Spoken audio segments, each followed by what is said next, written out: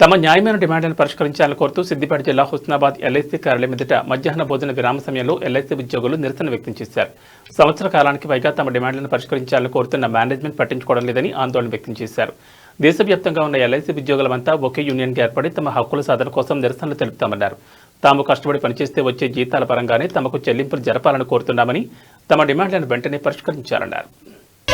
जिंदाबाद जिंदाबाद ये जिंदाबाद जिंदाबाद जिंदाबाद एलआईसी एमएस ఐక్యత వర్ధిల్లాలి వర్ధిల్లాలి వర్ధిల్లాలి long live LIC Jain long live March JAC red salute JAC right path JAC long live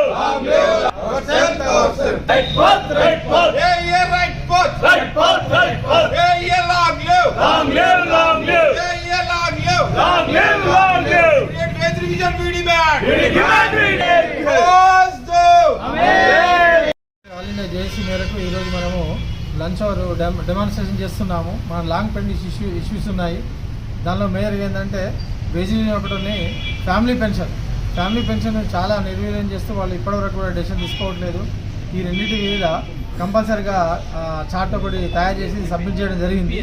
దాని తర్వాత కూడా సిట్టింగ్స్ పిలవట్లేదు. దానికి వ్యతిరేకంగానే వాళ్ళకు ఒక స్పందన రావాలనే ఉద్దేశంగానే ఈరోజు లంచ్ అవర్ డెమాన్స్ట్రేషన్ చేస్తున్నాము. అలాగనే ఈ నెల 10వ తారీఖు నాడు 1 అవర్ వాకౌట్ స్ట్రైక్ ఉంటుంది, ఫ్రీ లంచ్.